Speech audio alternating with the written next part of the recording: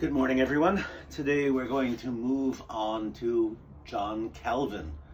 Jean Calvin, Calvinus would be his Latin name, and Calvinism in general. Why? That's the variety of Protestantism that really does catch on in the 16th century everywhere outside of Germany and Scandinavia. John Calvin was born in France. That's why, hence Jean Calvin. 1509 in Picardy, which is up in the north, in a city called Noyon. Probably the most influential theologian of Protestantism, up there side by side with Luther. And in many ways, his conception of the, I hesitate to call it militant Protestantism, but certainly one that is willing to stand up to authority. It's the one that catches on across Europe and inspires several important revolutions and a handful of civil wars, not just in France where he came from, but also in England, and you could argue, and in the Netherlands and many other places. This is historically very, very important. So his impact on history is as great, if not greater than Luther's in some ways, and certainly leaves a legacy of Calvinists throughout the world. A kind of Protestantism, when you think of, the Protestant work ethic, when you think of the people who settled the Massachusetts Bay Colony, the people who started the revolution in England in the middle of the 17th century, these are all Calvinists. And his ideas, beyond the political effects, his ideas about church practice, about the ecclesiastical structure of the church government, the theology itself, it's the one that caught on among all sorts of different types of people, unlike Luther, whose influence is exclusively Northern Germany and Scandinavia. And important to note, the link here also, is with, as I've mentioned, with other reformers, but the real link is with Luther, with Calvinism, is back to humanism. I've been hinting about this, I know, for quite some time. Calvin studied in Paris precisely at the time that humanism and even Neoplatonism came into fashion there. And he was directly influenced, if you think back several lectures, by Jacques Lefebvre d'Etaples, who was the Faber. This is his Latin name if you worry about how to spell it. There's a direct connection between those two figures. And, the guy who was using those critical historical methods to read the Bible, well, Calvin does it too. The exact same kind of thing, reassessing what was actually the intention of Jesus and the people who wrote that Bible. What did they mean by those? And if you're, using this idea of sola scriptura, only following what the Bible says, not adding other things and not leaving out things that the Bible commands you to do, because it is the Word, then that, having those critical tools to read the text, to understand the language and the time period and the context, to understand it, really understand it, means that Christian practice will be revolutionized as a result. An entirely different concept of religion, in fact, will come out of this. And so I want you to know also the critical distinction here is Calvin was studying not just that very elegant classical Latin, but also Greek. So he could read the New Testament in the original and see where those, not necessarily only mistakes, but even just those accretions of historical interpretation came to bear on Christian practice for the past 1,500 years. And he could be considered at a direct line from Christian humanism, using those linguistic tools, the philology for theology is really the point. And what interested him most, and I think is what makes Calvin really an entirely different brand of Christianity that we haven't seen, I guess, maybe since Boethius, the 5th century, I guess, is that in his classical reading of all of those ancient ethical philosophers, the one that caught on in his mind, and this is new, mind you, is Stoicism. Now let me just remind you what that means. The Stoa was the porch where these ancient guys used to meet. It's still there, interestingly, in Athens. But the Stoics, Zeno, later on Seneca, who's actually Roman Seneca, is more influential on Calvin. But their idea was that your virtue is the only thing that they can't take away from you. It's the one thing that will be intact regardless of what happens to your physical body and regardless of what fortune and fate does to you. And therefore it gives you strength. And so the ancients believed, and again, this ancient Stoicism, that if you keep a stiff upper lip, if you limit your pleasures, if you don't really need anything, that makes you stronger. If you don't even need emotional attachments to people, those kind of make you weak. So staying aloof, staying emotionally detached, staying gives you strength. And you can understand why that's a kind of philosophy that would appeal to people in a very turbulent era.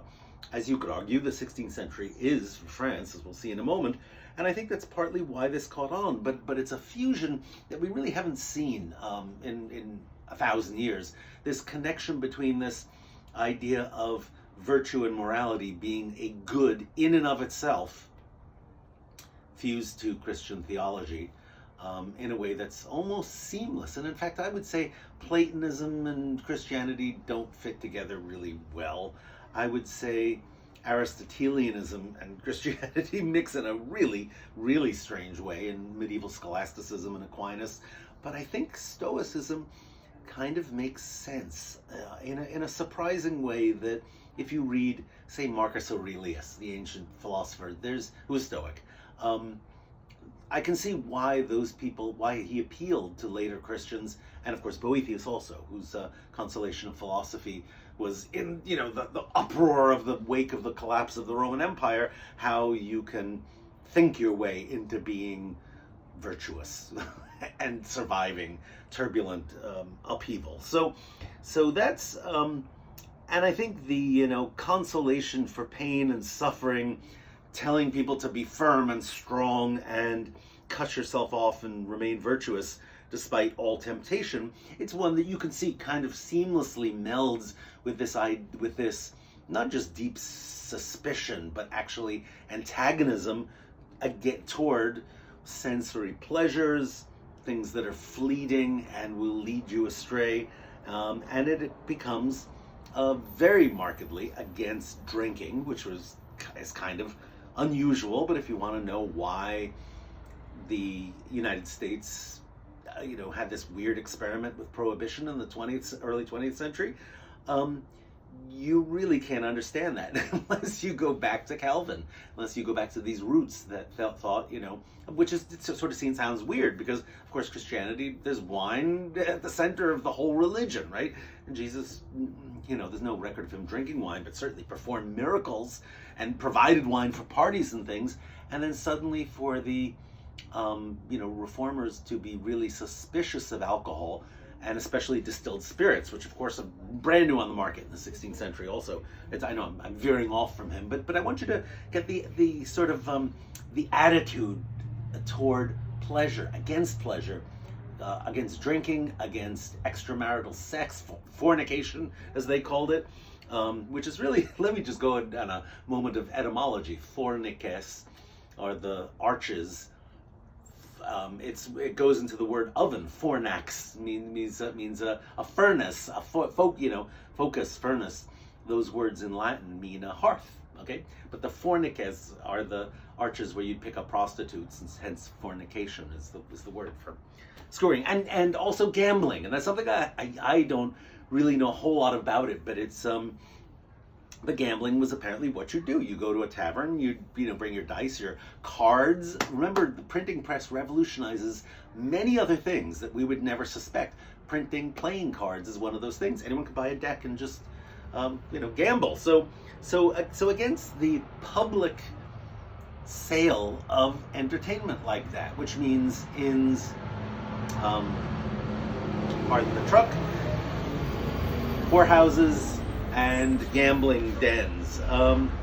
And the other thing I want to mention is that, remember how there was this weird rhythmic calendar of fasting and feasting in the medieval year. Is you'd have Carnival, then you'd have Lent, then you have celebration of Easter, then you have, and church, the festivals of saints all throughout the year, which meant that you would be gorging yourself or fasting, for in these weird, and you could say psychologically, lots of people do that. It's part of a certain makeup, but Calvin was far more interested, and in fact Calvinism, we'll see, gets rid of those fasts, at least the kind that are instituted by the Catholic Church, because those are not biblical, although there are other kinds of fasts. We'll see, those come in a really interesting way. Old Testament kinds of fasts, public atonement for before you go into battle, or because you want auspicious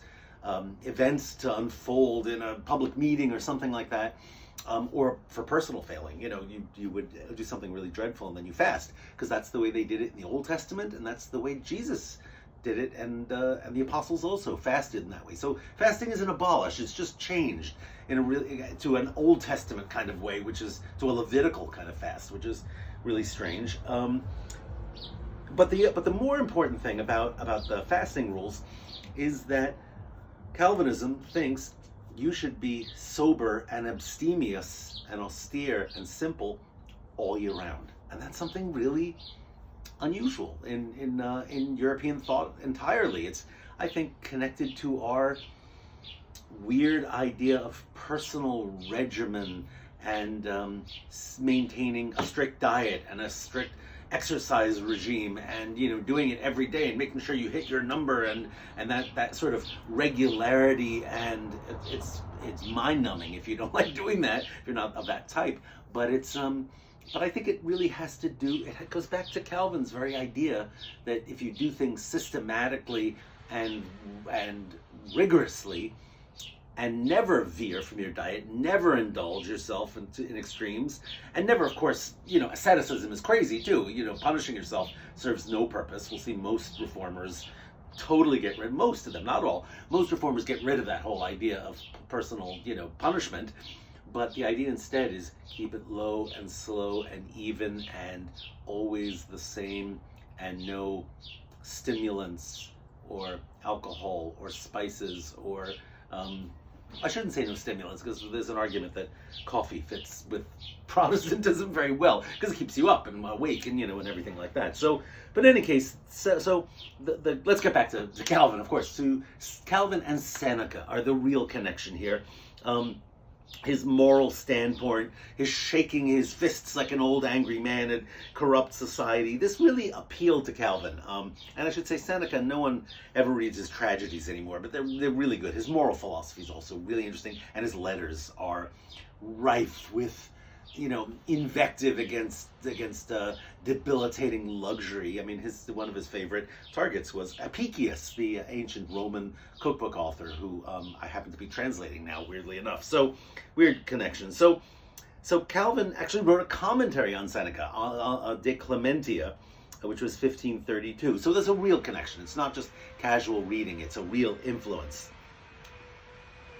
Well, we got so many noises going on. So about this time, it became dangerous for Protestants in France. Okay, remember, Protestantism springs up in Germany, it springs up in Switzerland, it spontaneously happens almost, very shortly thereafter in France, and it became sort of guilt by association for Christian humanists, because they were often one and the same. These reform-minded people, sometimes were the first reformers. There's the sometimes seamless connection. And most likely, by right about this point, Calvin really was converted to the Reform movement, but it's underground. Remember, France is officially Christian, will be officially Catholic, Roman Catholic in a moment, but there are some differences that I should point out. The one thing is that there really isn't much of an inquisition in France, right? It's certainly not a tool of state as it was in Spain, God, I wish that person would shut up. So the Roman Inquisition is there, but there's not this persecution. So actually, Protestantism kind of does grow in the early part of the 16th century in France. But I think that the why the French ultimately became hostile to Protestantism, because theoretically they could have just said, okay, we'll have two religions. Why they don't do that? It seems kind of unlikely that the king, I'm talking about Francis I, I don't think he really cared much about religion, but he did at one point take a stand against heretics. He did eventually decide to go with the Catholic Church, not because of any deep connection between Rome and Paris, but for a couple of reasons. Let me try and explain these. One is that France had traditionally had what are called Gallican liberties, meaning that they had more control over their own church. The French king was entitled to keep certain church revenues for himself. And this was arranged basically a century before. In return for the support of the king got more control over appointments and revenue. This was the Pragmatic Sanction of Bourges, if you're wondering. That's 1438. So it's been in place for about a century, that the French kind of control their church more, and money is central to this. And he so to tolerate Protestantism would, in a sense, be cutting his own purse strings personally, right? It's not like if a few Protestants pop up, oh well, the Pope is not getting more money. It's stuff that would have been coming to him, that if a Protestant doesn't go to the service or pay the tithes or whatever it may be, he's losing revenue. And I think that's part of this whole question. But I think more importantly is Francis himself had a really weird scare. He might have actually been sympathetic to Protestantism had things gone differently. But in 1534, a few radicals managed to sneak into his bedchamber at night. This is called the affair of the placards. A placard is like a poster, in a sense. And nailed up a couple of posters denouncing the Mass. A man was they said that the Eucharist is a man concealed in a morsel of dough that can be eaten by rats. And that's, of course, blasphemy, but it's true in a sense. And it denounces the Pope, it denounces the abuses, and I don't think Francis really thought it was very dangerous until about then. He knew about the peasants' revolts in Germany. He knew those were put down, but I don't think he ever realized there was this popular spring of support that was theologically motivated. Okay, these placards said things that were not sophisticated theologically, but certainly were dangerous, and the fact that they wandered right into the palace, I think it must have been Fontainebleau, and denounced the Pope and this stuff. It was obviously not meant to threaten Francis, but it could, right? And I think that it just sort of strengthened his resolve to extirpate Protestantism as a kind of heresy and get rid of it within his kingdom, because it was in his mind, and this is true, it was potentially revolutionary, meaning this could pose a threat to the state. Some of these things in these placards were potentially, dangerous. So Calvin, of course, as one of these early humanists with Protestant leanings, probably officially Protestant by this point, is suspected and was forced to flee France. Now, you can imagine the type of place he would go is, of course, to a city that's sympathetic to Protestants. He went to Basel in Switzerland. Makes perfect sense. That's in the Swiss Reform camp. And he's there reading the classics. In fact, he even started to learn Hebrew there, which is kind of amazing. And was reading the Old Testament in the original. And I think it leads to, let's just throw it out now, this idea that the Bible in its original language, reading it and understanding it in context, but using it for a everyday guide to worship, what some historians have called bibliolatry, It's just like idolatry is, believing the statue is going to do miracles for you. This is believing the book will actually do miracles for you, that if you follow it, now not the laws in the Old Testament that have been abrogated, keeping kosher, circumcision, whatever, not sacrifice, because it's clear that those are no longer there, but everything else is very important, and the New Testament doesn't have all the rules, so why not return to, the New Testament doesn't have all the rules, why not return to the Old Testament when you can? So there's a kind of reverence for not just biblical history, but reading the Old Testament books in a way that no one has within Christianity for a long time, except theologians, really. I mean, people knew the stories, and they, painted them, and they put them in stained glass windows sometimes, but I don't think they really read that text as a guide to practice ever. So the kind of biblical fundamentalism, or bibliolatry is a good word, that influences Christianity from Protestantism from this point right down to the present, really starts right here. Okay, this is, and I'm just trying to give you like the sort of historical importance of all of this stuff, is that text becomes more influential than it ever had been in a weird way. And I should mention also another very interesting weird thing is that when these Protestant churches decide on what books will be included in the Bible, and this is a really weird and fascinating thing about history, is that the Jewish authorities decided what was canonical around 70 AD, somewhere around there, right around, somewhere around the time, or slightly after, the diaspora, when they were kicked out of Jerusalem and sort of spread out throughout the Roman Empire. And they decided that their basis for this would be that the books had to be written in Hebrew to be included in the Old Testament. This is the Jews. Which meant that stuff that was written in Aramaic was not included, meaning Judith and Tobit and Ecclesiastes, and really weirdly, the book of Maccabees, which is of course all about Hanukkah, is not in the Old Testament. Okay, that's another thing.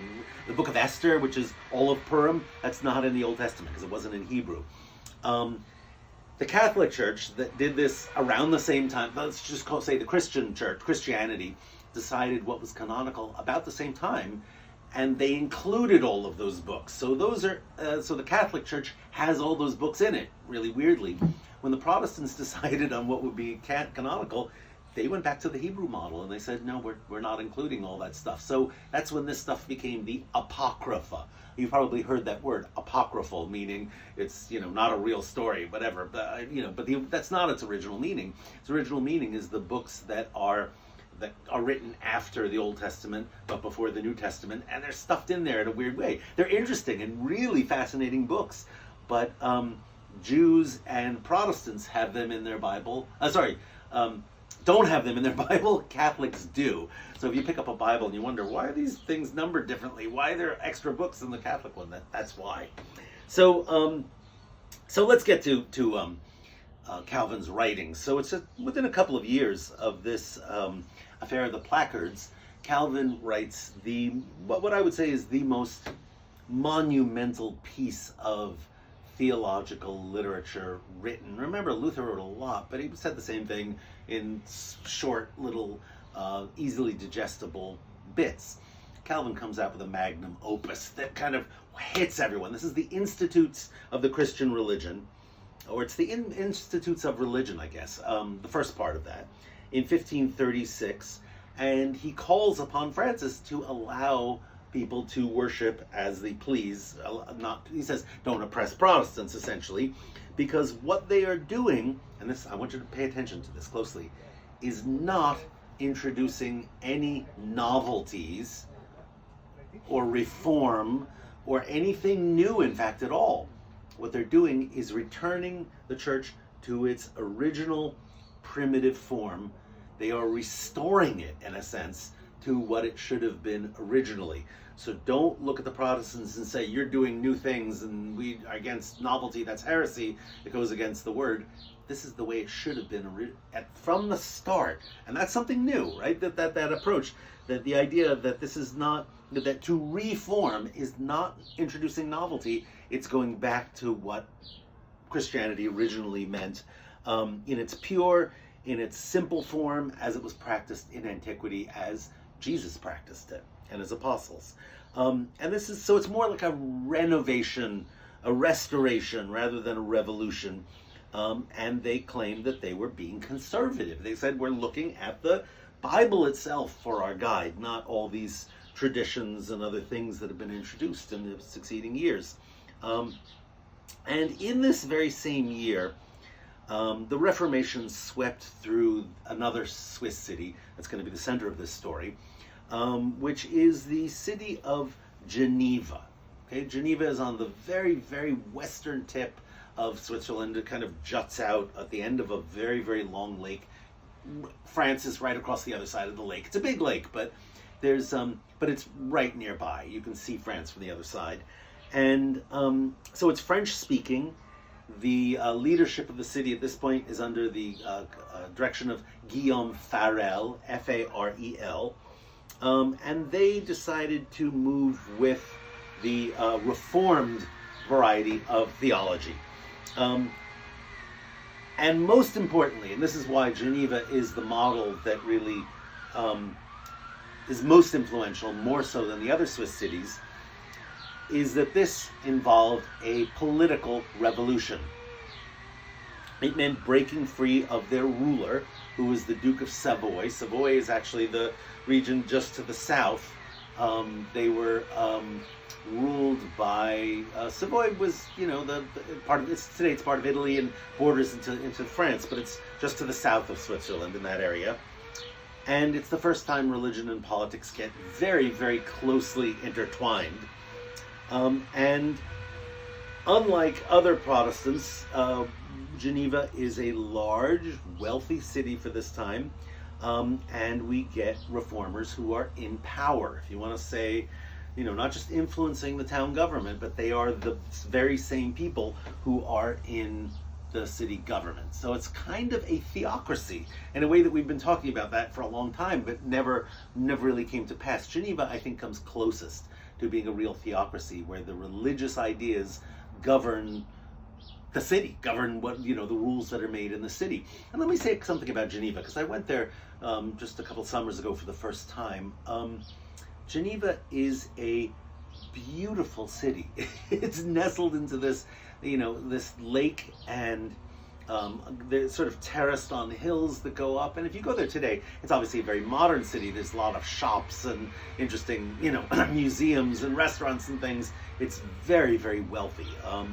As think of Swiss watches and I don't know what, but it's also, I guess my impression before then was informed by books of history that this would be a really sour place and very cold. And if you read the guidebooks today, it says Geneva is not an interesting place. Don't go there. It's nasty. I thought it was just lovely place.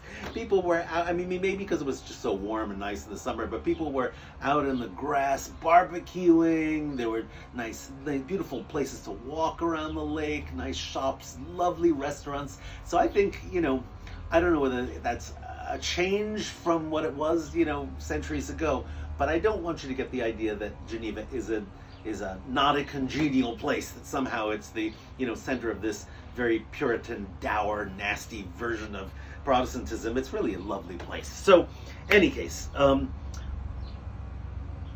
what to do, how to run a godly republic, okay? So they've had a revolution against their duke, they kicked him out, and now they're running their own show. They wrote up a constitution, which is, again, of incredible historical importance. A bunch of guys sitting down and saying, okay, what form of government do we have now? Let's look at, ancient examples. Let's get the fairest thing we can. And it is thoroughly Republican, meaning that, there's representative bodies and people have a say in all of it.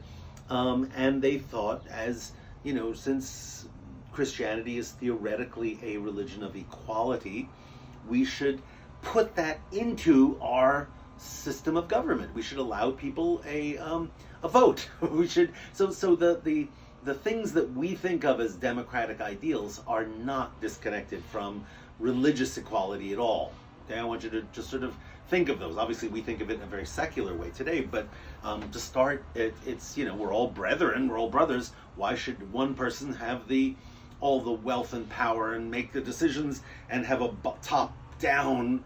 Why should someone like the Pope and the bishops and tell us what to do and interpret theology for us and make those decisions? So it's a weirdly, or I shouldn't say weirdly, but it's an intensely democratic form of church government, as we will see.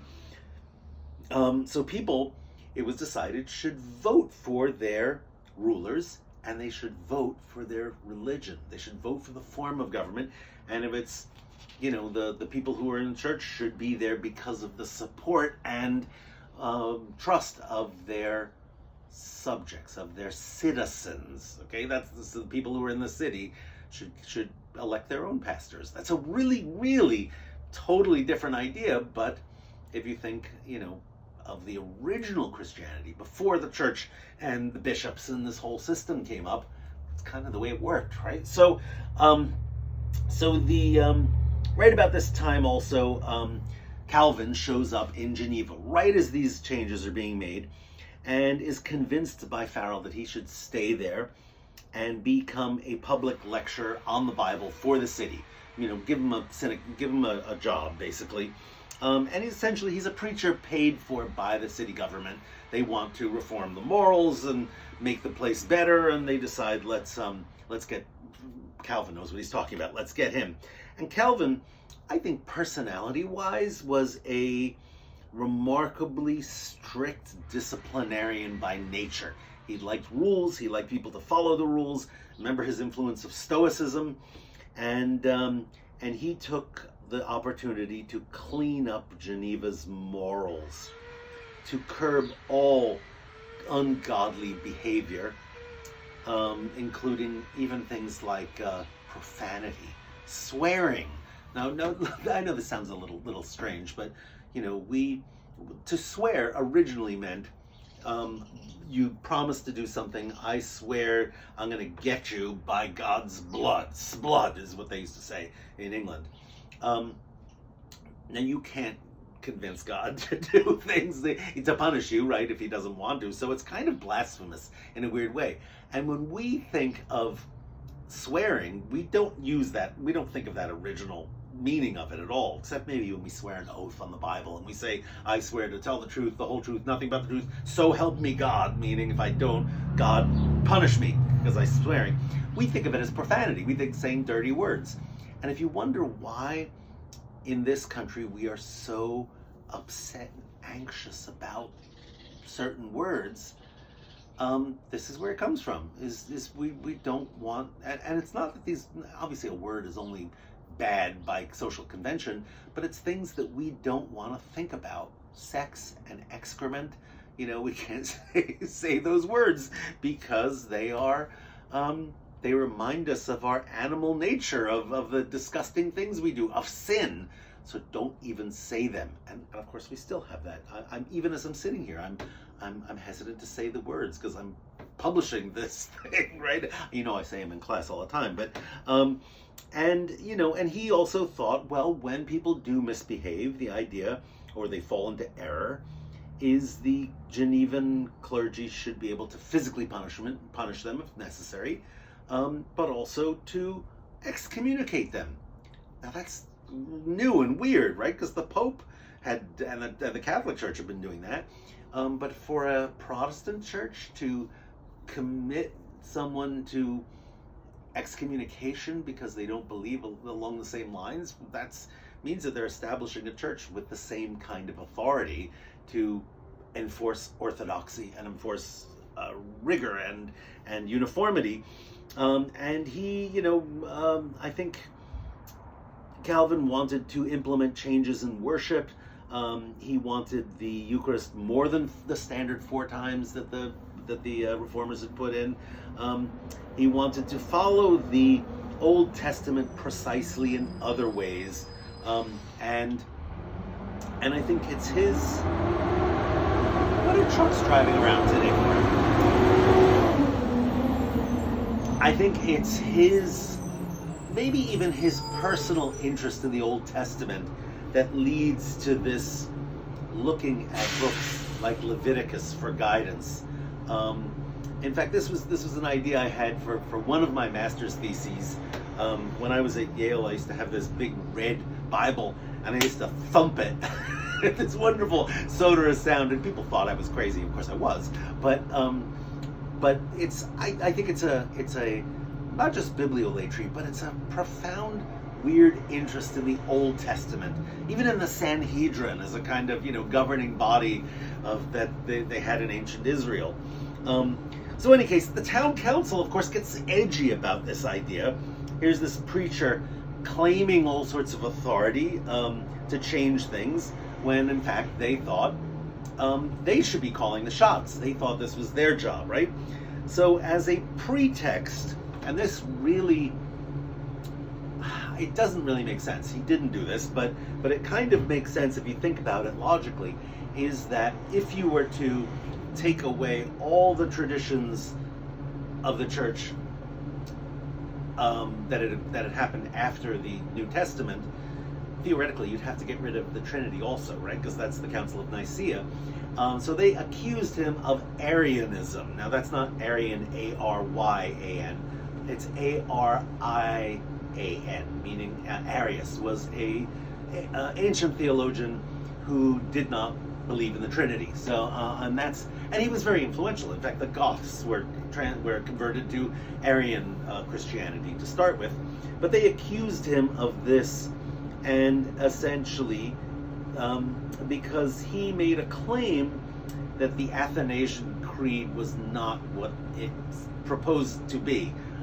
Based on historical, critical reading of the texts, he's right about that, of course. So he didn't deny the Trinity, but he's calling into question the text that purports to claim that should be the truth for all believers.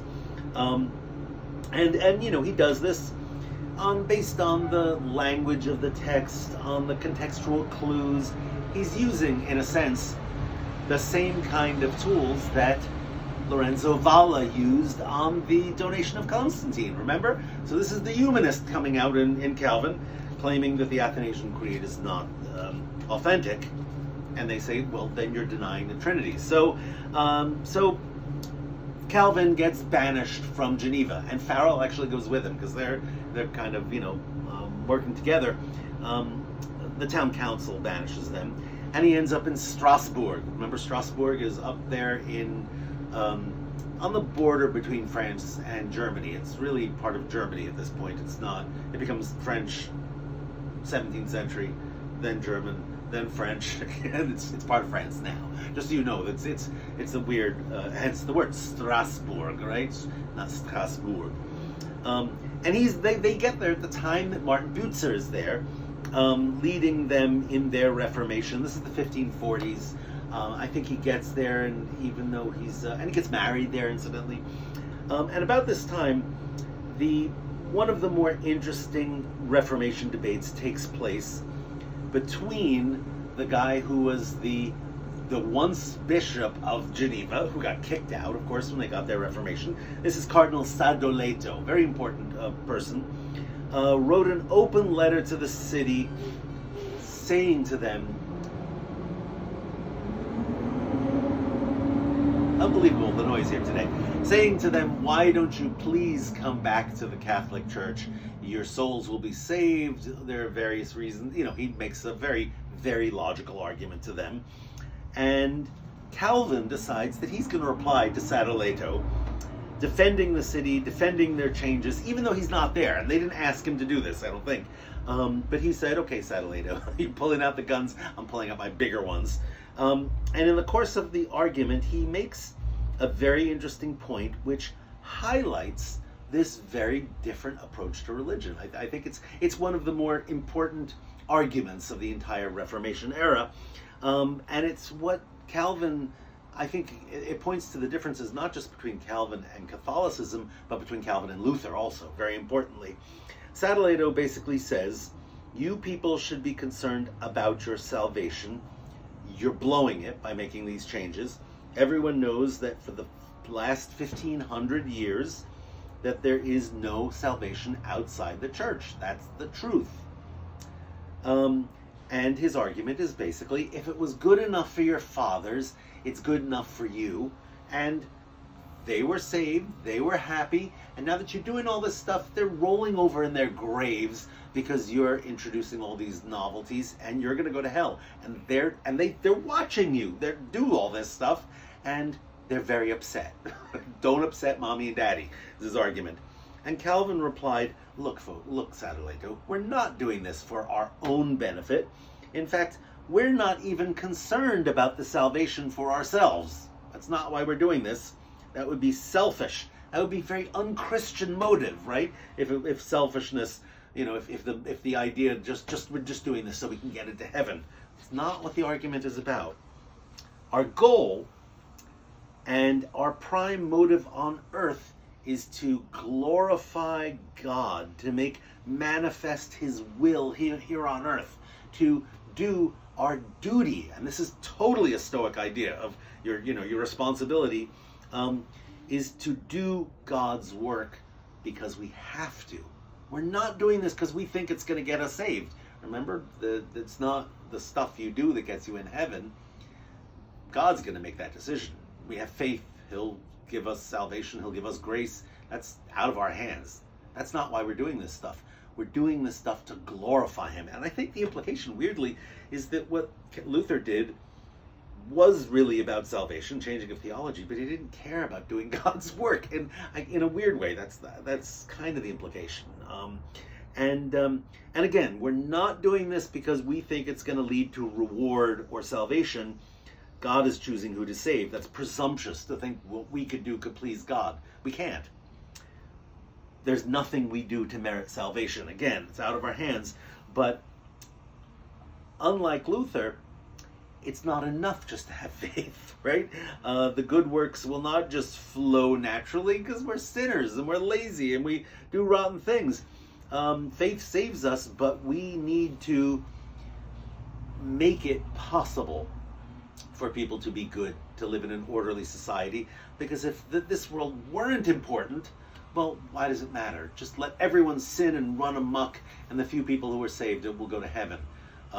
Those few people are going to go to heaven anyway, but let's make at least living together as good as we possibly can, and we're going to do that with order. And that will glorify God, because we'll be better Christians, we'll be better in a community. It has nothing to do with salvation. It's just the practical idea, again, very humanist idea, that we will get on better, and that we, even though they're not going to get us saved, those good works are necessary. We have to do them. They're not relics and pilgrimages.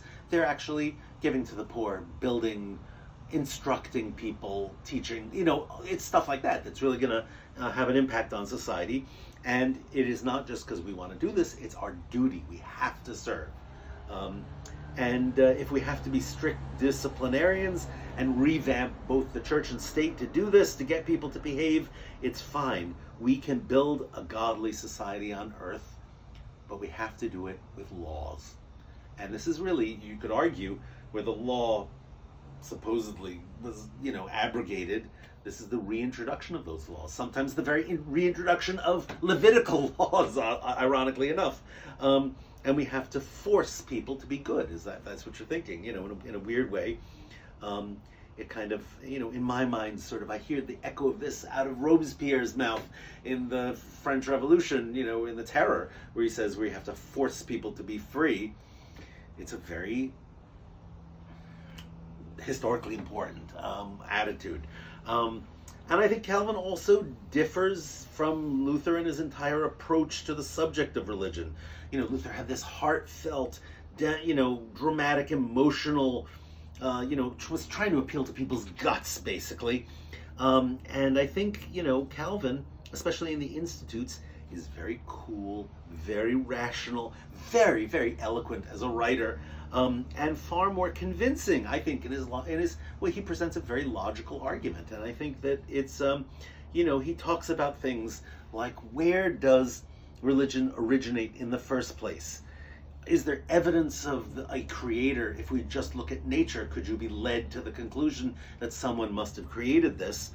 Why do humans, and he says, unlike animals, so universally worship a greater being? Is there something innate in us that leads us to believe in a God? And this is a question, of course, which, Descartes will pick up, Freud will pick up, and it's just one of those things that is a deep philosophical question that Calvin has the guts to answer. And he says, okay, if religion is so innate in us, why do so many fall into error? Why, especially the Catholic Church in his mind, why does it, turn out to be that the wealthy people are, come to power within the church and are vain and proud and, and fashion the church, religious practice according to their own desires, not according to the text? And it's because people want wealth and power and beautiful baubles. Those are human desires. They're not godly ones. And what we've done, what the church has done, is basically rebel against God. And it's fashioned a church according to their own whim, not according to Scripture. So it's a very logical kind of, unfolding of an argument. And the, church should be dispensing its erroneous conception of worship, the ostentation, the ceremonies, and rather than appealing to people with beautiful sights and sounds and things, which was never in the original Christianity, they should be instilled to do good with fear. Okay, they should be trembling before God, and I think. Well, I guess that makes me think of Machiavelli, doesn't it? Do you get people is it safer to have them love you or to fear you? If you're not sure, fear comes first. I don't think Calvin read Machiavelli, but they're really not that far apart chronologically.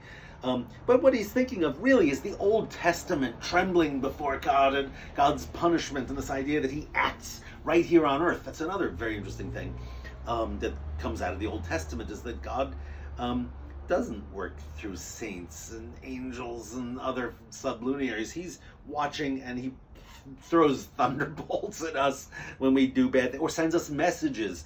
And this whole idea that there is a plan that's unfolding here, a sense of divine providence. When you think of providence, it's central to Calvinist thought. Think of Providence, Rhode Island. Why it's named that? Okay, this is why. Is this idea that you can look into signs and portents in nature that are kind of, if not God communicating to us, at least giving us hints about how this divine plan is unfolding. It says, God daily discloses himself in the whole workmanship of the universe. This skillful ordering of the universe is for us a sort of mirror in which we can contemplate God, who is otherwise invisible. Now I'm going to say something really a knuckleball using my left hand. Is that this kind of looking closely at nature for God's providence, for his messages, for his desires, leads, or is, I should say, is deeply connected to science. The scientific revolution is about to happen, and give it another century. But when we see those early scientific figures investigating nature, it very often has a kind of religious motivation. Keep in mind, even as far as Sir Isaac Newton wrote books about angels. Not because he was, he obviously didn't separate religion and science in the way we do as modern people today. Science answers how everything happens, religion answers why. That separation isn't there then. They're very close, as they, of course, were through the Renaissance. But the kind of direct investigation of nature as a kind of, for some individuals, I want to say it's almost kind of worship, I think leads you,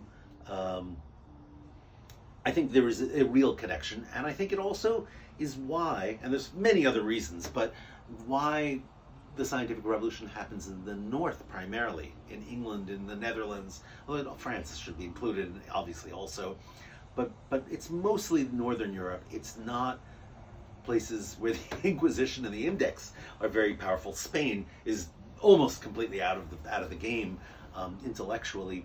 Italy also, because I think the Inquisition makes speculation about certain kinds of questions very dangerous. Look at what happened to Galileo, right? Under house arrest for saying here's why the Earth is not at the center of the solar system, of the universe, he was saying, why the sun is in the center, and proving it. Really, really dangerous stuff. So I know I'm straggling along, but I think there's a real connection between the Protestant conception of providence and what nature tells you and looking for signs, and then this investigation of science. And I should say, sort of this feeling that how God acts, that he's got an active hand in governing us minute by minute and sending us signs. We can't always understand why things happen the way they do, but we can be assured that they all happen for a reason. And even if we say, oh, well, here's a criminal, why isn't he being punished on earth? Well, God doesn't do things that are obvious to us, but maybe he'll be punished later, or maybe in the end. But and maybe good people aren't always rewarded here on earth. Maybe they'll be rewarded later. Maybe it's a trial. So it's kind of looking at things and saying, this is what God intended, even if you're like Job and sitting in a hole and everything goes wrong. Let me read you a little quote here. So, if every sin were to suffer open punishment, it would be seen that nothing is reserved for the final judgment. Again, if God were now to punish no sin openly, one would believe that there is no providence. In other words, that there is a bigger plan. We just don't understand why he does these things.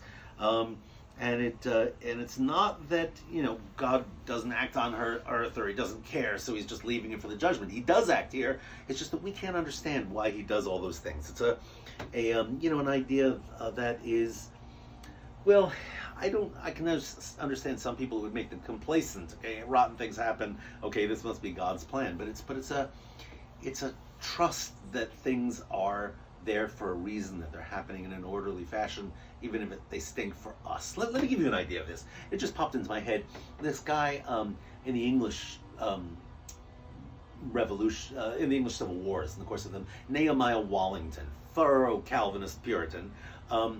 A great book about him by Seaver. I'm trying to think of his first name. Not Tom Seaver. He was the pitcher. Anyway, Seaver wrote this book about Nehemiah Wallington. I read it as an undergraduate, actually.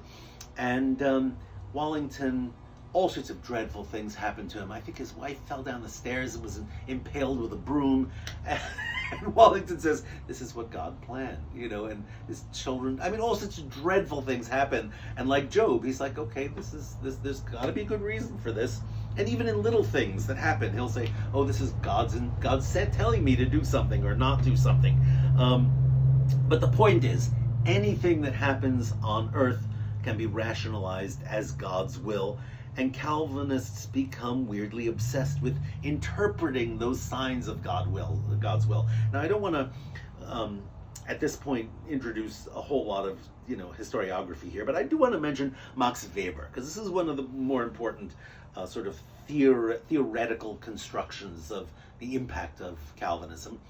I don't think this is actually what Max Weber said, but it's the way he's usually interpreted, is that because people were always looking for signs of God's favor, that if you were materially prosperous, that could be a sign that you were among the saints, the people who are ultimately going to be in heaven. And that if you were down in the dumps and a rotten person, or in the gutter, whatever it may be, that's a pretty good sign that you're going to be damned. And especially if you're sinning, it's over for you.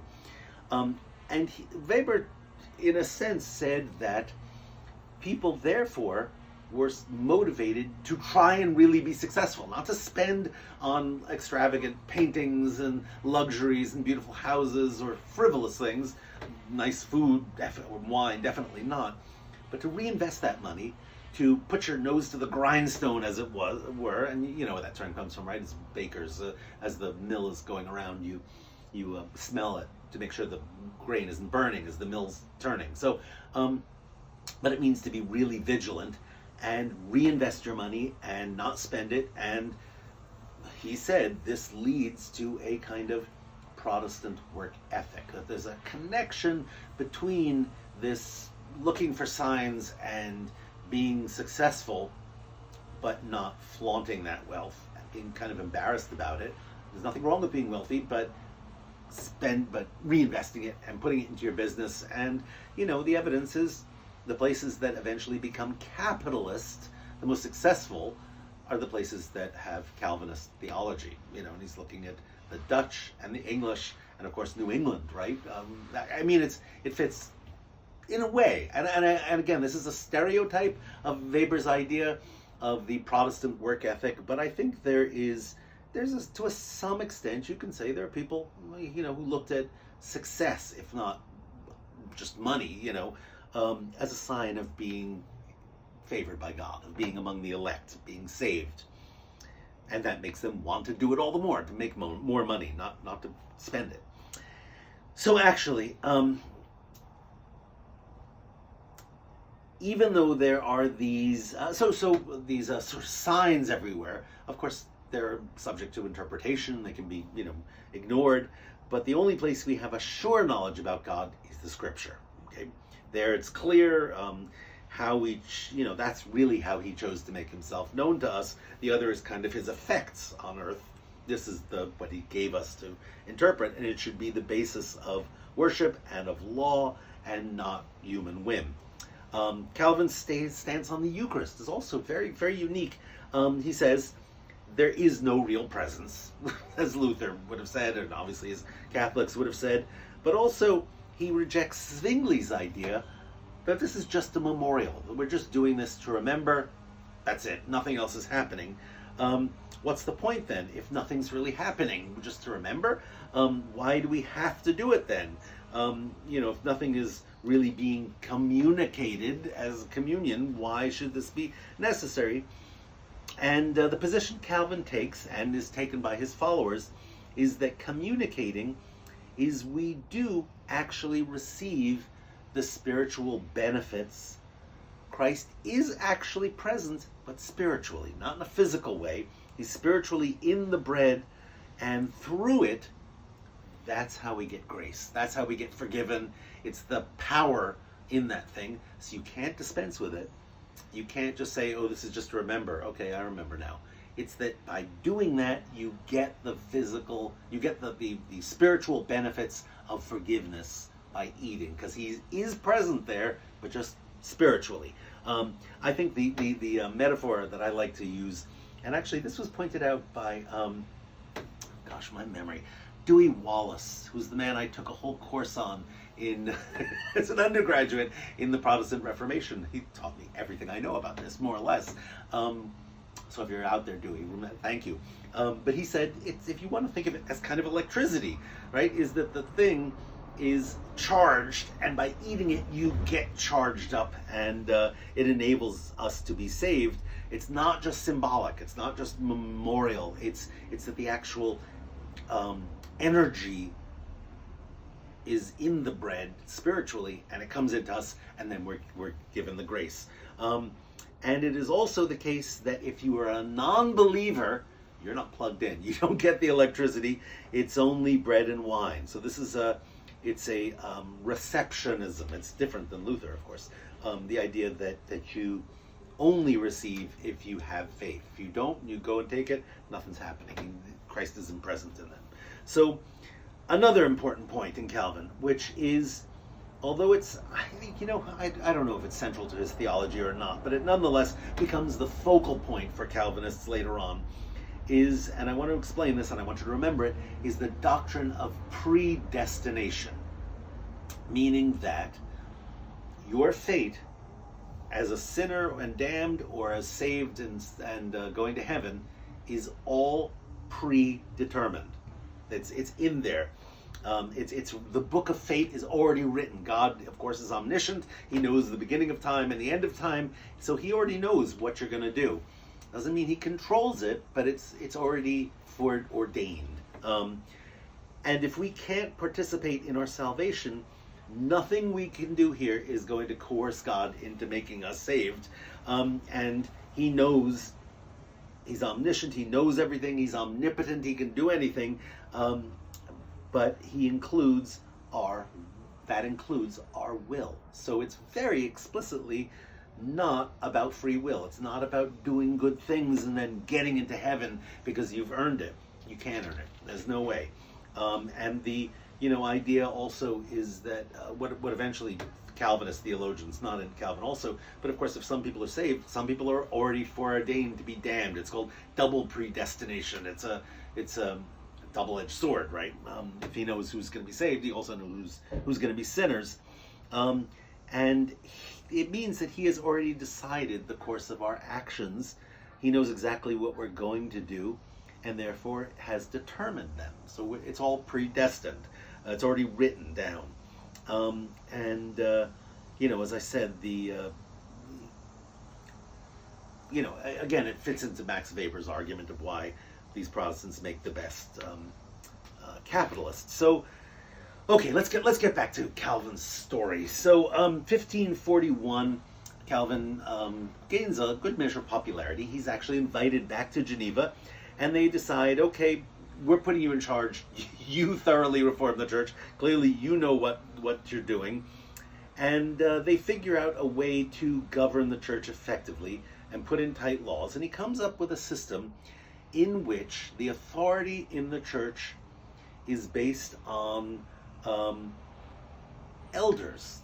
Okay, now that's it's technically called a Presbyterian system. Okay, presbyter in Greek means elder, and it is although Presbyterian, when we use that term here in the U.S., we mean the Scottish Church. It is Calvinist. Okay.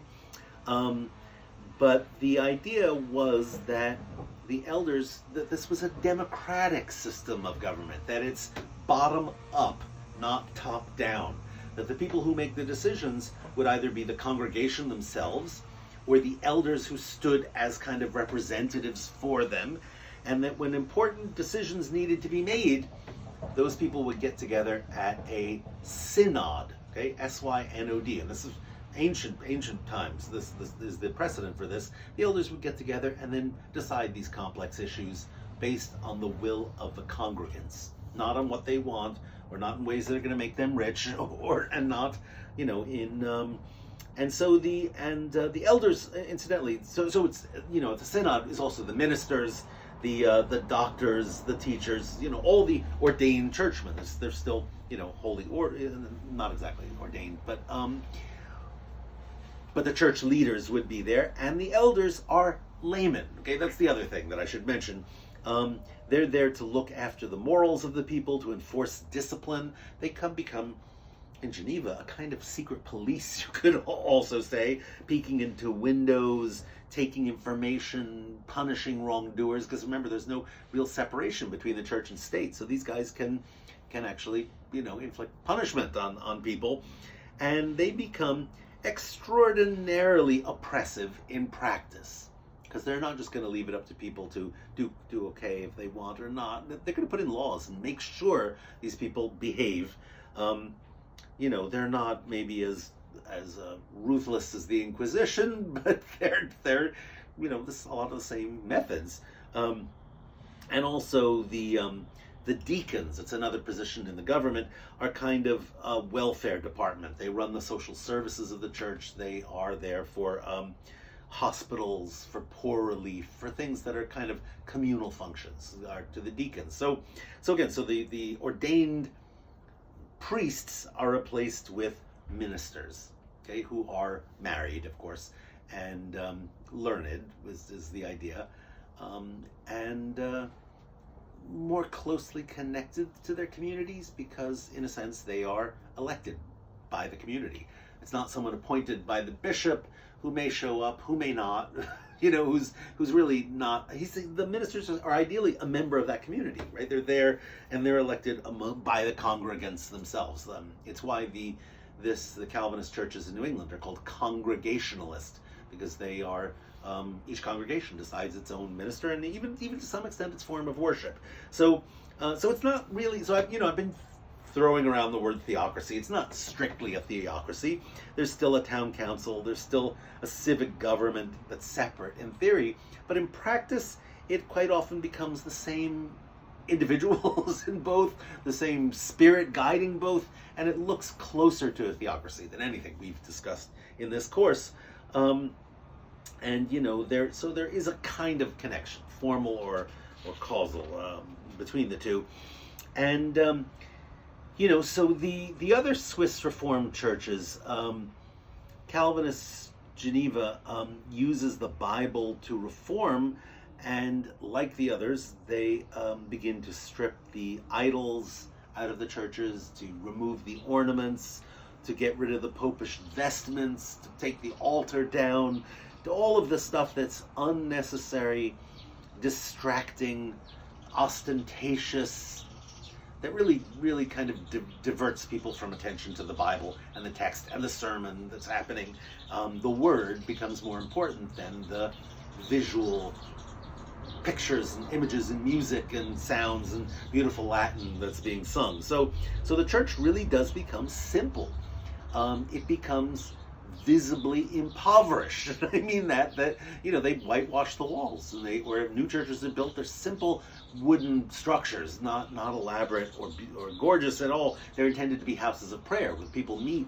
Anything else is a distraction, and they are led by ministers who are equals. Okay, that's again the Christian church up until this point has been a strict hierarchy from pope to archbishops and bishops and cardinals down to the clergy. Now it's everyone's equal. Okay, no one is above them to dispense doctrine, and again, when they need to decide something, they have a kind of convention, the synods that I mentioned, and vote on policy. So it is a democratic church government, and I want you to think about the influence it has on the idea of democracy. Is really kind of profound, and the idea that you could just take this form of government and pop it in by civil magistrates and run someplace outside of Geneva, that I think is very appealing to many people, and force people to behave. You can understand why magistrates like this idea. So godly-minded revolutionaries in the latter 16th century,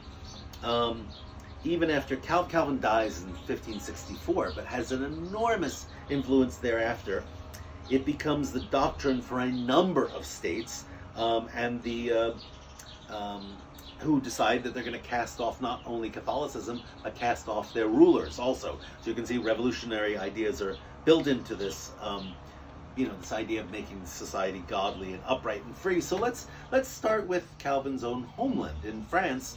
These are called the Huguenots, okay? Huguenot, or Huguenot, in French properly pronounced, I think, who emerged as partly, many of them middle-class people who spoke out against the absolutism of the state that's developing, in 16th century France. And it has often been claimed that, all levels of society were involved in this, poor people and some nobles and that there was an indigenous Protestant movement in France before the influence of Calvin, and that's true. It's not like the French just said, "Oh, there's Calvin, let's do that," because he's doing that. It is much more complicated than that. So I don't want you to think this is just a grafting of Calvinist ideas. But the French Protestant movement, the Huguenots, become overwhelmingly Calvinist in their ideas. And we also know that the French, remember, began to persecute Protestants under Francis I. I think he was really a bit too busy, again, fighting in Italy, remember, to persecute them well. And there's no Inquisition to speak of that's really powerful in France. And I think also his successor, Henry II, was not really interested in persecuting them. In fact, Henry II was more interested in jousting. He's a guy who was jousting and got a lance right in his eye and died from it. So, but the wife that he left behind is the real figure, the central figure in this story, who is a fervent Orthodox Catholic. You will recognize her name immediately. It's Catherine de' Medici. Remember the Italian, back in Florence, the Italian family of the Medici become the Grand Dukes of Tuscany. They're rising in power and influence. And they finally marry into the French crown, believe it or not. And the significance of this is that Catherine de' Medici is actually the niece of Pope Clement VII, a Medici Pope, right? So they're infiltrating everywhere, okay? And in 1559, the situation changes dramatically because the war with the emperor comes to an end. Remember those Italian war, the whole Habsburg-Valois wars. Henry died from the arrow stuck in his, from the lance in his eye. And Catherine de' Medici becomes the regent of France, meaning she's got 3 younger sons. They are, in fact, the next 3 kings. They're Francis II, they're Charles IX, and they're Henry III. But Catherine is more or less, not always, but from the start, is calling the shots. And now all of a sudden, there are missionaries arriving from Geneva. The Huguenot movement is thriving, organizing themselves along Presbyterian lines, just like they're thinking of Geneva as a model. And even some people within the royal family become Calvinists. So this is, a dangerous situation. The French begin to have their own provincial synods, right? Those Presbyterian forms of government. There's a synod in Paris in 59, in Poitiers in 61, in Orléans in 62. So that's why I said it's seems to be largely a bourgeois movement, is because a lot of the excitement comes from these middle-class, literate, wealthy people who are pushing for reform. And there are others through southern France also. It's not just the north, but it begins to spread like wildfire. And by some estimates, about a quarter of France had become Protestant by this point, the Huguenot. This alarmed the royal family. It alarmed Catherine de' Medici. And the highest ministers of state, the family who's really kind of in control of things, are the wealthy Guise family, Guise, begin to persecute the Huguenots. There was an assassination plot that was botched in 1560 that made the situation worse. There's the Holy League that tries to crush Protestantism, the Guise family paying for a lot of this stuff. And eventually what happens is the pamphlets that are coming out, primarily from Calvin's gone, but it's his right-hand man, Theodore Beza, claimed that you are justified in your armed resistance to your ruler, to authority, if they impose ungodly order and tyranny upon you. Notice those two things just suddenly get squashed together. The idea of authoritative rule that's going to force an ungodly religion on you and make you go to hell, not really because you're predestined, but you understand that ruining society gives you justification for rebellion. That's a weird idea. That's never been there.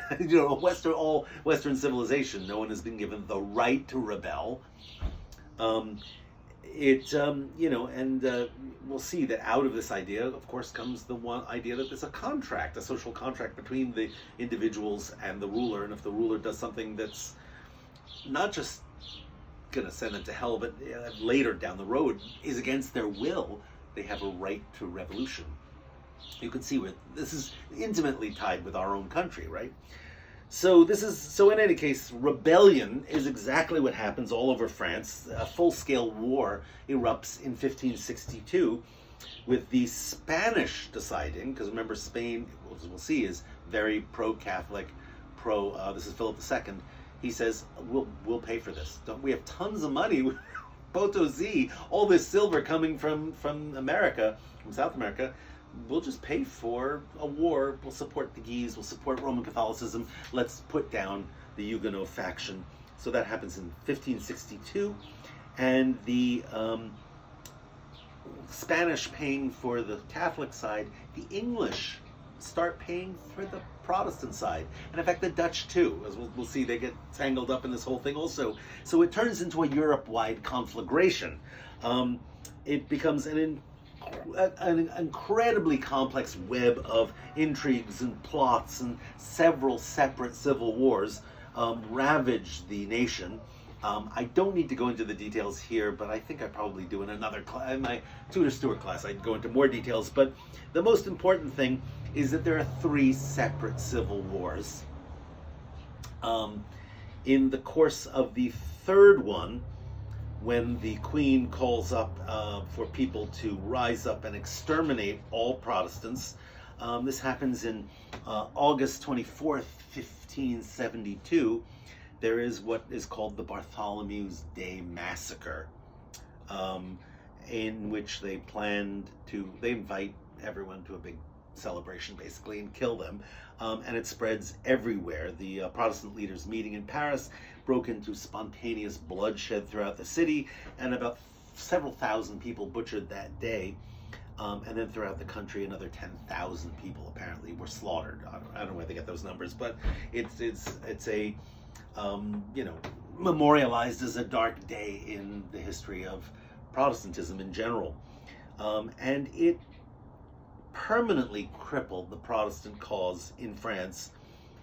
Certainly there is no way all of France was going to become Protestant after this, but these wars continued, in fact, all the way to the end of the century, when, of all bizarre things, the Third War involved 3 Henrys. I know this sounds very confusing, but Henri de Guise, that Guise family, Henry III, who was the king, and Henry of Navarre, who is related to the royal family, but also next in line for the throne, believe it or not, because there's no male issue.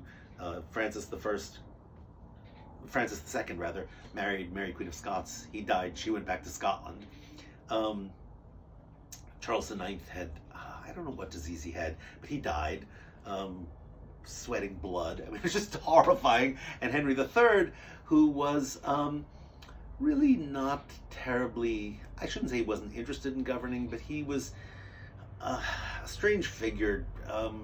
Took the throne of Poland briefly, then came back to France. Had a very unusual court. There's a satire of his court, in fact, called the Isle of Hermaphrodites, because Henry liked to wear women's clothing, and he ate with a fork, which was the most scandalous thing on earth. But in any case, I don't need to go into that, but these 3 Henrys are involved in a war, and the upshot of this is that someone assassinates the king, Henry III, and Henry IV becomes king. A Protestant leader of the Huguenots becomes king, and Henry IV decides there's no way he's going to be able to rule this country if he remains Protestant, so he converts to Catholicism, allegedly saying Paris is worth a mass.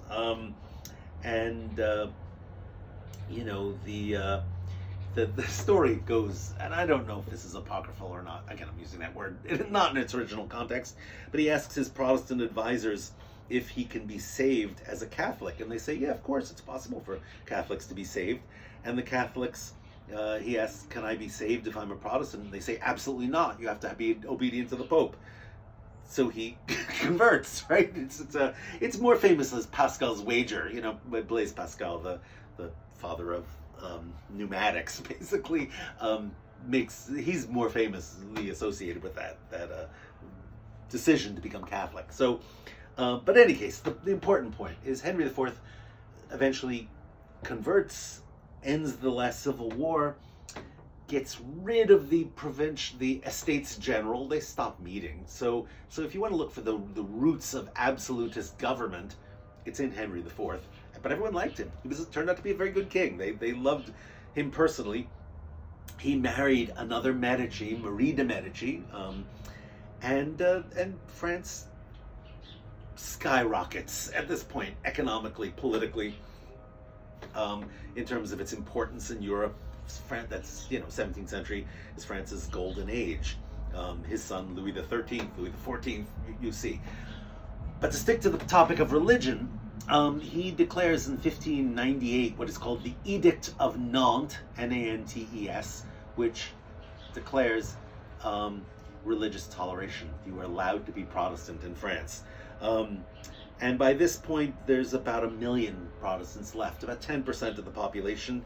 It steadily declines, and what happens to the Huguenots eventually is Louis XIV, in the toward the end of the 17th century, revokes the Edict of Nantes and makes it illegal to be a Protestant. And this Huguenot community just says, okay, we're leaving. That's it. Some go to England, a lot go to the Netherlands, but a good chunk of them end up in the future United States. They go to the American colonies. If you go to a place like New Paltz, New York, there's a Huguenot community and buildings there from the late 17th century that are very cool. The town of New Rochelle in New York, if you were following the whole coronavirus thing, New Rochelle was the epicenter in New York. That is named for La Rochelle, which was a Huguenot stronghold during these wars. There are probably individuals in our history. Paul Revere, great example, was a Huguenot descent. So their survival is in largely the United States, what becomes the United States. There's this idea that they are industrious, very vigilant community, but they fit in with the Calvinists. They're already there with the Dutch Calvinists in New York and with the Congregationalist Calvinists in Massachusetts. So it makes sense that they went to the New World. Okay, but in France, Calvinism effectively disappears. It does, however, grow in two other places. I'm going to give you these stories as well. So the most important place after France is the Netherlands. Okay, now let me explain what the Netherlands means in this period. It's what is today the Republic of the Netherlands. The Dutch, Holland is involved in there, but several other provinces also, and what's today Belgium. So that whole region of the lowlands is the Netherlands. It is ruled by Spain. Okay, that happens with Charles V. Remember Charles V, who was born in Utrecht? Is it Utrecht or is it Ghent? Anyway, he's from this region. He from one grandfather, he inherits the title there, and he eventually becomes King of Spain. So Spain rules the Netherlands. Okay, that's the important point. And essentially, the Dutch have a rebellion, partly for religious freedom, Calvinist, but also against the centralization, the absolutism of the Spanish crown. And so it's a rebellion against authoritarian government and against religious persecution. The Dutch just wanted to be independent of Spain. And they have a war of independence that's very much like the American War of Independence. I don't know why people don't make that comparison more often, but it's a war that is directed against unfair taxation, of evil ministers appointed, of basically being told what to do by Madrid, same way we were told what to do by Parliament in England, right? So Spain obviously wanted to hold on to the Netherlands because it was an economic powerhouse in Europe. Antwerp was the center of trade and finance for much of Europe. And, it was an outlet not just for the wool that was being grown in Spain, but for Spanish silver, for European goods were bought there. So it was just a good, what's called an entrepot, meaning a hub of trade that's kind of like New York is today, okay? And so Spain tries as hard as it can to hold on to the Netherlands. A war ensues that lasts a really, really long time. God, it doesn't come to an end until 1648, believe it or not. It becomes part of the 30 Years' War later. But the upshot of all of this is that the Spanish hold on to the southern half of the Netherlands, which becomes the Spanish Netherlands. It is basically Belgium today, which remains Catholic. Okay? They do that by force. The northern part, what is then the Dutch Republic or the United Provinces of the Netherlands, becomes Calvinist, becomes wealthy, gets a democratic kind of government with a stateholder rather than obviously prince, and they justify their resistance, against the forces of the Inquisition, and resist the Jesuits. We'll talk about them next time. In Belgium, Leuven, especially in trying to reconvert Europe, they hold back, and the Dutch Republic really does become the wealthiest, in many respects the most powerful country in Europe. The Dutch Empire is built upon that wealth, meaning Indonesia, getting a foothold in Japan after the Portuguese are kicked out, getting South Africa in the 17th century, getting the New Netherlands, what becomes New York. That region is settled by the Dutch. Getting Suriname, getting Martin and Curaçao and Aruba and Bonaire in the Caribbean. So they become a world power. And is Protestantism connected to that? I don't know. But that's an important coda to the story that I've been talking about. But the important thing is they become independent, right? And wealthy and Calvinist. And people, Simon Schama wrote this book. He called it an embarrassment of riches, meaning that they had tons of money, but they didn't spend it on baubles. They reinvested it in their economy, in their trade, and in their empire eventually. And let me talk about the other place where Calvinism succeeds. That's in Scotland. In 1560, Mary, Queen of Scots, returned when her husband, as I said, Francis II, died, only a year on the throne, and she gets back there, and they had just been changing their form of church government under this guy, John Knox, a reformer, totally in the Calvinist camp.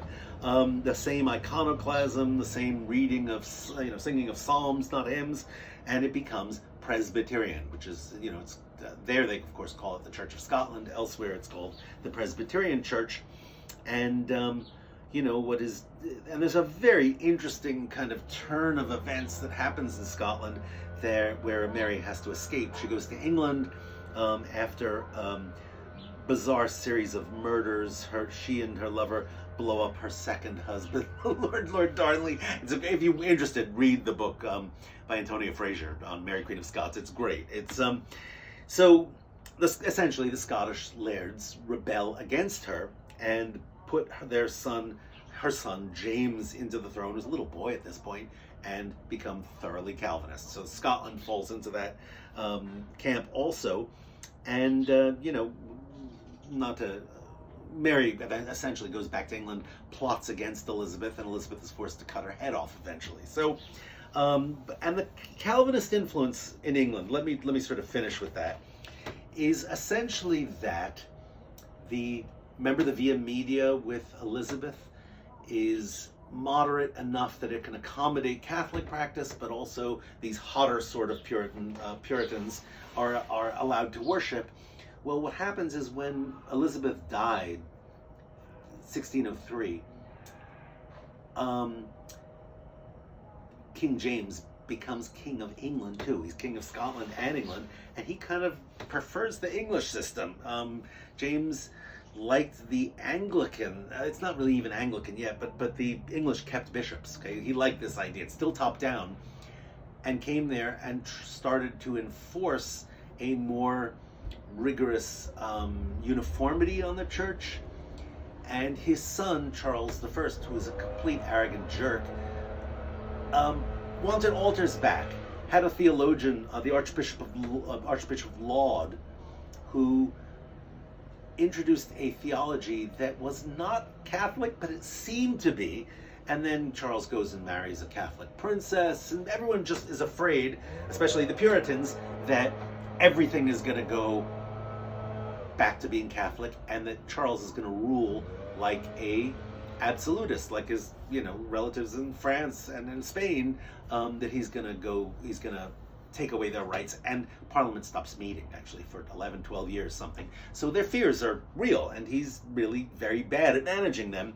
It's during those years, 1630s, that people just say, to hell with this, we're leaving, we're going to Massachusetts. The Massachusetts Bay Colony is actually far more important than the Pilgrims in Plymouth Rock. They're total far left-wing radical Protestants. And actually, we'll come back to them when we talk about the Radical Reformation. But the people who really settle Massachusetts are Puritan Calvinists. And when they build the city on the hill, Boston and that whole colony is inspired directly by Geneva. And when you think of, the liquor laws, the branding with an A for adultery, the Scarlet Letter, right? Think of all of the oppressiveness of New England society. It comes through from Geneva, through the Puritan movement, through to ultimately to Massachusetts, and you could argue it influences the whole United States, what becomes the United States down the road, in a very profound way. Now, to make the story more interesting, what happens is that Charles gets his head cut off. That's how dreadful he is.